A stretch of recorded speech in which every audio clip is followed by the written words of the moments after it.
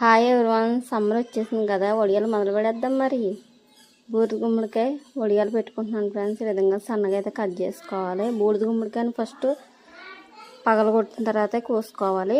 ఇలా సన్నగా కోసుకున్న తర్వాత ఒక 2 కుప్పులు ఉప్పు వేసుకుని ఈ విధంగా బాగా అంతా కలిసేలా కలుపుకోవాలి. కలుపుకుని ఇలా టైట్గా ముడి వేసుకోవాలి. సిల్క్ చున్నీ అయినా సారీ అయినా తీసుకునే విధంగా ముడి పెట్టుకుని ఏమైనా రాయి మీదైనా లేకపోతే ఎక్కడైనా బల మీద పెట్టుకునే విధంగా బరువు పెట్టుకోవాలి. ఎక్సెస్ వాటర్ అంతా కిందకి వెళ్ళిపోతుంది. నేనైతే సాయంత్రం కోసాను, మార్నింగ్ దాకా అలాగే బరువు ఉంచాను. మార్నింగ్ అయితే ఈ విధంగా ఉంది. దీన్ని ఇప్పుడు ప్లేట్లో తీసుకుందాం. ఈ విధంగా ఉంటుంది చూసారా, అసలు ఇంత కూడా వాటర్ అయితే ఉండదు. దీనికోసం అయితే నేను మినపప్పు నైటే నానబెట్టుకున్నా. ఈ విధంగా మెత్తగా గట్టిగా రుబ్బుకోవాలి పిండి అయితే. ఇందులో పసుపు, జీలకర్ర, కొంచెం పండు మిరపకాయ మిక్స్ పెట్టుకుని వేసుకోవాలి. నా దగ్గర అవి లేవని నేను కారం వేసేసాను. ఇలా మినప్పిండి వేసుకొని బాగా మిక్స్ చేసుకోవాలి.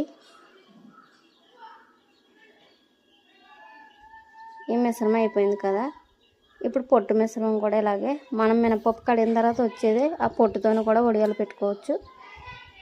ఈ విధంగా చిన్న చిన్నగా ఉండలు చుట్టుకుని పెట్టుకోవడమే, చేతికి తడి చేసుకుంటూ. పొట్టు వడియాలు కూడా సేమ్ ఇలాగే పెట్టుకుంటే ఒక 4 రోజులు గలగలమనేలా అయితే ఎండబెట్టుకోవాలి.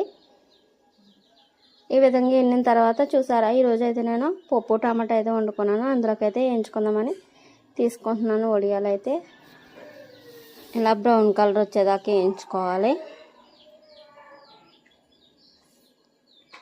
చూసారా, ఈ విధంగా అయితే ఉంటాయి గుల్లగా. పొట్టేడుకలు వేయించుకుందాం.